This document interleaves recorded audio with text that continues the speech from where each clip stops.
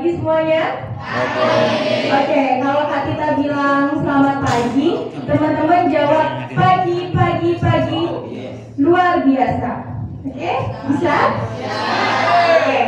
Selamat pagi. Luar biasa. Oke, sekali lagi biar sama-sama kompak. Sebelumnya izin ya Bapak Ibu kita nyampein materinya berdiri. Baik, selamat pagi. Oke, tepuk tangan dulu buat kita semua. Nah, mungkin sebelum ke materi, kita izin memperkenalkan diri dulu kepada Ibu Bapak dan teman-teman semua. Jadi Kak Tita panggil teman-teman semua ya, karena kita masih seumuran gitu, masih kecil. Sebelumnya perkenalkan, nama saya Tita Putri Ningsih. Ibu dan Bapak dan teman-teman semua bisa panggil saya Tita. Saya berasal dari Tanjung, dekat Bapak Ibu. Tahu kan Tanjung? Tanjung Peros. Nah, saya dekat sekali. Jadi nanti kalau ada mau sharing apapun bisa ke rumah juga bisa gitu. Karena dekat ya lokasinya buat adik-adik. Nah, selanjutnya mungkin adik-adik di sini bertanya-tanya, kenapa sih kakak pakai selempang? Selempang itu apa sih? Nah, jadi pada tahun 2021 Kak Tita itu bergabung salah satu organisasi di kampus namanya Fikar Hamdanwadi. Nah, dan pada tahun 2021 itu ada lomba yang diadakan oleh BKKBN Provinsi. Lomba itu merupakan lomba duta genre atau duta generasi berencana yang dimana diikuti oleh seluruh remaja di Nusa Tenggara Barat. Dan alhamdulillahnya dari Lombok Timur Kak Tita lolos menjadi perwakilan Lombok Timur dan di provinsi menjadi top 5 atau 5 besar duta genre putri Nusa Tenggara Barat, sehingga Kak Tita pakai selempang gitu. Terima kasih. Oke, baik, kita lanjut ke materi. Adik-adik semua, kenapa sih pencegahan usia anak ini sedang gencar-gencarnya disosialisasikan? Karena seperti yang kita ketahui, yang sudah Bapak sampaikan tadi, bahwa tingkat usia perkawinan anak di Lombok Timur itu sangat tinggi. Bahkan pada masanya COVID-19, kebanyakan anak-anak belajar di rumah. Di rumah dikerjain apa? Scroll TikTok. Nah, kita melihat kasus dulu ya adik-adik semua. Pada masa COVID-19 banyak sekali yang scroll TikTok, scroll Facebook, Instagram, benar nggak? Benar. Kita juga sering scroll. Nah, jadi ketika kita scroll itu pasti ada yang muncul yang bucin-bucin, yang so sweet, bener nggak? Nah, ketahuan ya adik-adik suka lihat yang so sweet gitu. Nah, jadi dengan tidak adanya aktivitas di sekolah yang mengakibatkan remaja banyak melihat media sosial. Nah, padahal dari media sosial itu juga dapat mengakibatkan remaja terpacu untuk pengen ikut nih, misalnya ada artis di TikTok yang lagi viral, yang lagi nikah usia muda misalnya, dilihat, nah malah jadi pengen nikah muda. Nah, sebenarnya itu adalah hal yang tidak boleh dilakukan. Sekarang kita sebagai remaja harus bisa pandai-pandai memilah dan menggunakan media sosial dengan baik dan benar. Ngerti adik-adik ya? Oke. Dari logo ini mengatakan bahwa sebagai remaja kita harus menolak keras terhadap pernikahan usia anak, seks pranikah, dan nazar. Gitu ya teman-teman ya? Bisa dipahami semuanya? Oke, selanjutnya Pak. Nah, sekarang kita belajar siapa sih itu sebenarnya remaja. Ada yang tahu kisaran usia remaja dari berapa ke berapa? Oke, ada yang udah 12, ada yang udah 21. Siapa lagi? Mungkin dari ibu-ibu. 15. Ada lagi? 18. Ada lagi?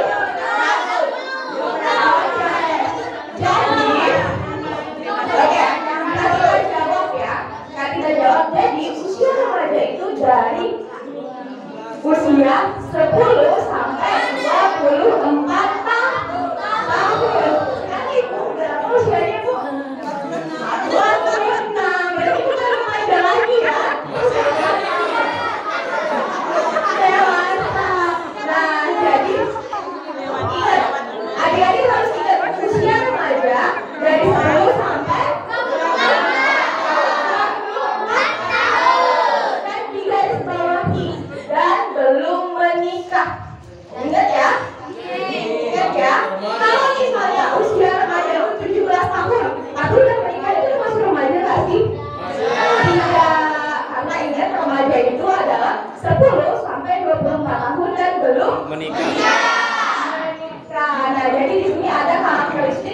masa remaja. Teman-teman masih bertemu sama teman?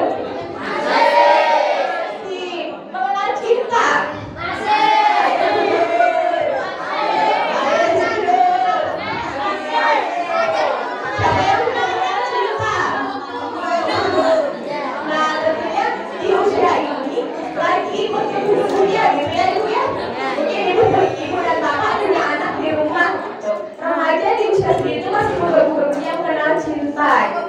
Selanjutnya semangat yang tinggi, itu karakteristik dari remaja. Emosional yang labil. Sekarang misalnya lagi bahagia, sebentar lagi marah-marah, sebentar lagi sedih. Nah itu yang dimaksud dengan emosi yang labil. Mungkin adik-adik di sini juga banyak mengalami, apalagi gejala-gejala menstruasi pada cewek. Kita emosinya labil, sedikit-dikit marah, sedikit-dikit bahagia, gitu ya.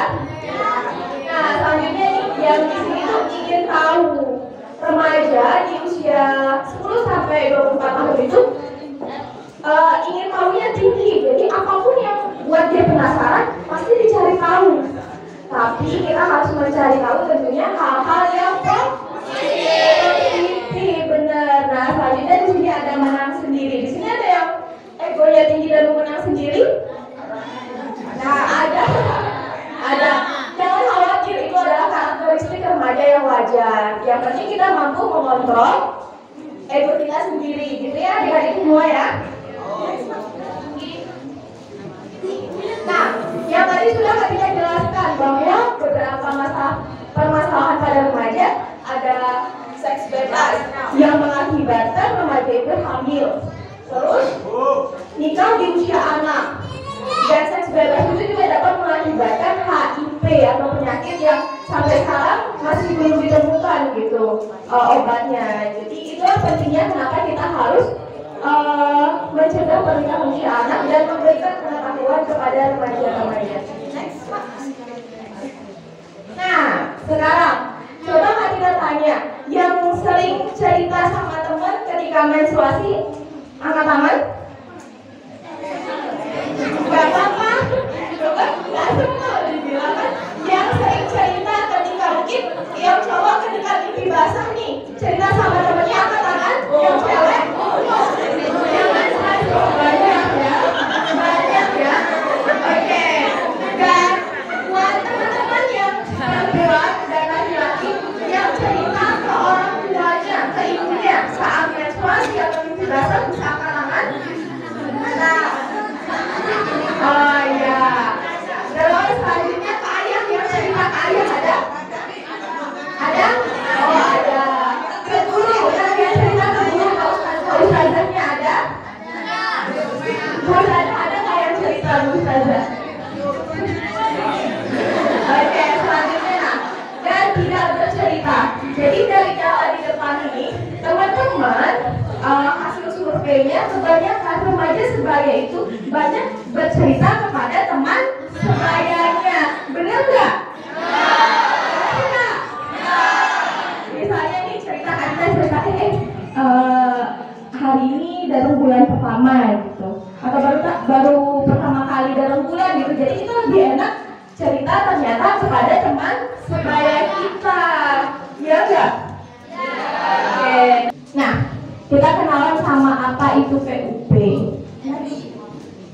Nah, jadi PUP ini, dengan adanya PUP ini diharapkan untuk meningkatkan usia perkawinan pertama, yaitu usia minimal 21 tahun bagi perempuan dan 25 tahun bagi laki-laki. Nah, kalau menurut undang-undang kan 19 tahun untuk perempuan dan 19 tahun untuk laki-laki. Lain halnya dengan BKKBN, di sini ada minimal usia, di mana 21 tahun untuk apa?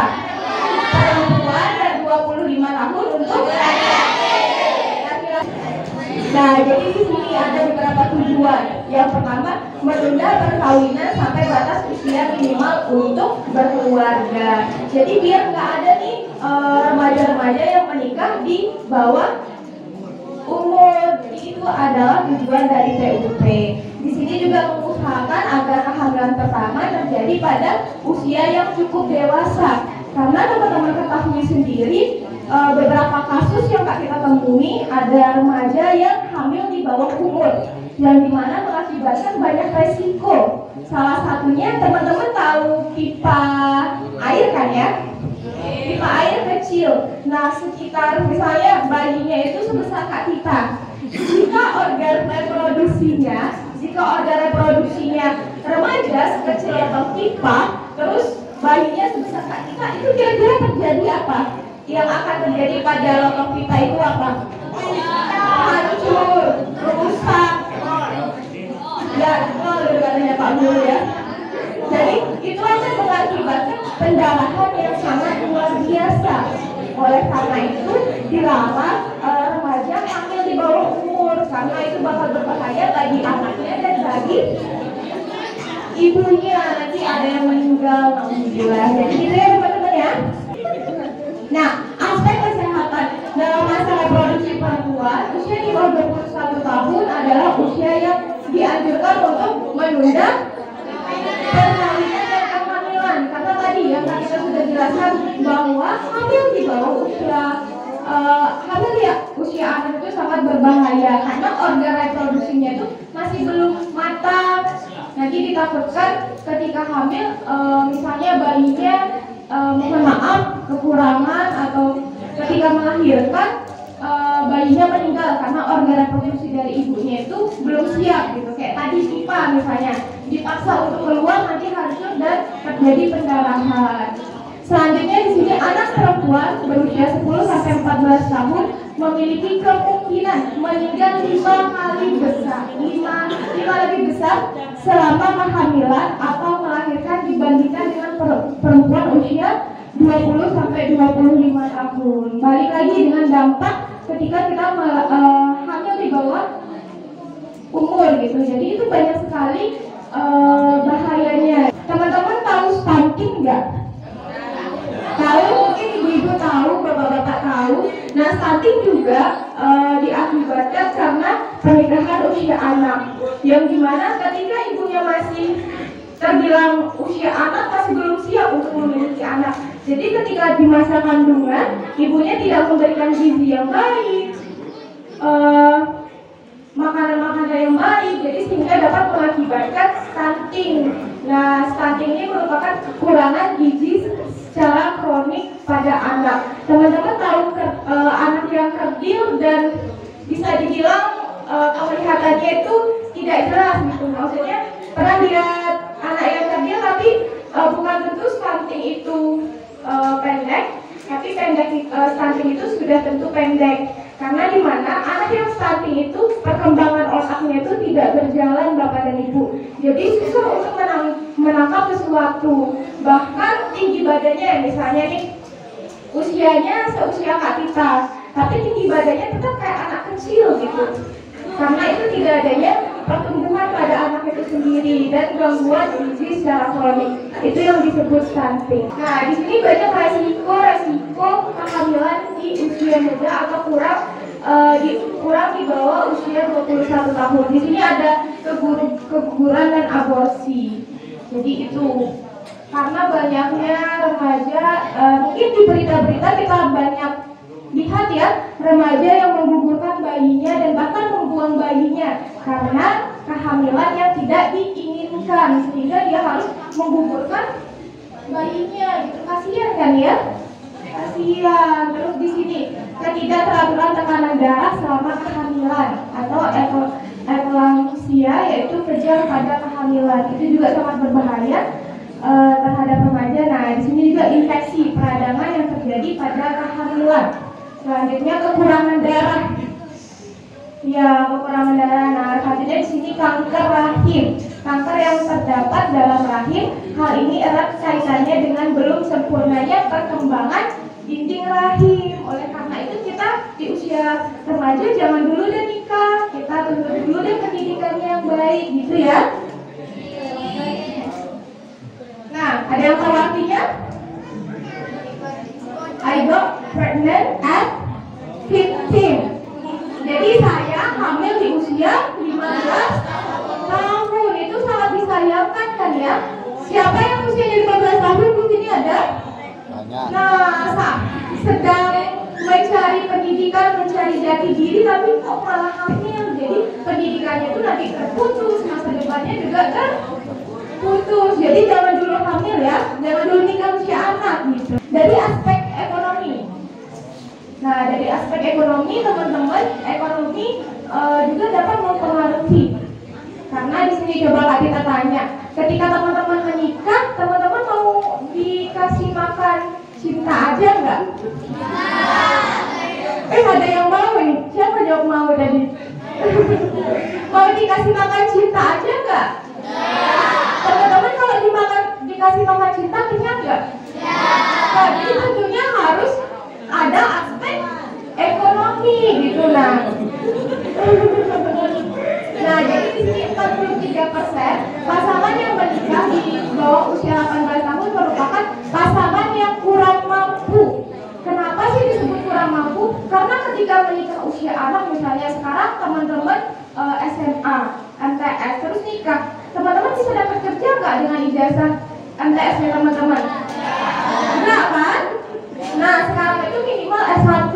Jadi, teman-teman ketika nikah di bawah usia anak, palingan ke sawah gitu. Itu cukup nggak kira-kira teman-teman? Apalagi yang cewek butuh skincare ya. Nah, jadi aspek psikologis juga sangat penting teman-teman ketika kita mempersiapkan usia perkawinan. Karena ketika kita masih labil, kita akan terjadinya kekerasan dalam rumah tangga. Misalnya adik-adik yang cewek disuruh bikin kopi, ayam misalnya nih disuruh sama suaminya bikinin kopi dulu dong, dibikinin kopi sama istrinya tapi ternyata pahit. Si suami nggak terima, pak, ditampar. Nah, itu akibatnya pernikahan usia anak ketika psikologisnya belum stabil. Jadi harus di usia yang matang dulu biar tidak adanya kekerasan dalam rumah tangga. Selanjutnya, nah sekarang sudah siap nikah muda nggak? Siap nggak teman-teman? Belum, harus lanjutin pendidikan dulu ya. Nah, dalam aspek pendidikan, tentunya ketika teman-teman menikah di usia anak, ketika masih di bangku sekolah, pendidikannya tetap berlanjut atau putus? Putus ya, dan tidak bisa lagi melanjutkan ke jenjang yang lebih tinggi. Jadi teman-teman fokus di rumah untuk ngurus anak. Jadi itu pentingnya kenapa aspek pendidikan ini sangat penting dalam pencegahan pernikahan usia anak. Karena teman-teman adalah generasi emasnya Indonesia, harus mempersiapkan diri untuk masa depan. Jadi jangan coba dulu untuk nikah muda selagi masih sekolah. Tunggu udah ada pekerjaan dulu ya. Nah, jadi nanti kalau ada yang ngajak nikah masih sekolah, suruh tunggu dulu deh. Ya enggak? Suruh tunggu deh sampai mendapatkan mungkin S1 dan seterusnya. Gitu. Jangan coba-coba untuk menikah di usia anak dan masih duduk di bangku sekolah. Oke, mungkin hanya itu yang bisa Kak Tika sampaikan kepada teman-teman semua. Mohon maaf jika ada kesalahan dan kurangnya, karena di sini juga kita sama-sama belajar. Kita menyampaikan apa yang kita dapatkan untuk teman-teman semua. Teman-teman bisa berdiri nggak? Kalau tidak juga mau ikut silakan berdiri. Biar nggak sampai duduk ya, biar nggak sampai duduk. Tadi sudah duduk. Oke, siap semuanya.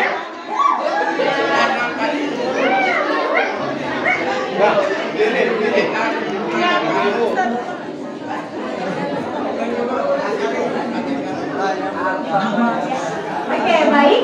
Kita mulai ya. Kita mulai. 1, 2, 3.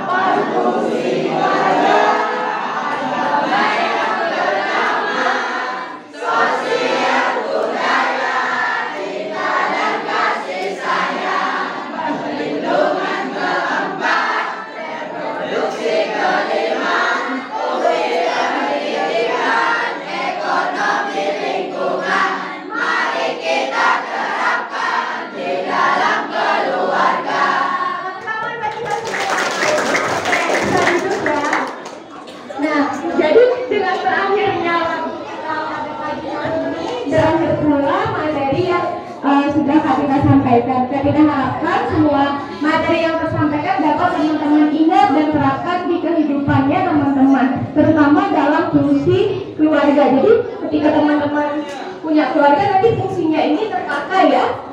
Siap? Oke, sekali lagi Kak Tita yel-yel selamat pagi. Sekali lagi belum kompak. Selamat pagi. Oke, sekian dari Kak Tita. Wassalamualaikum warahmatullahi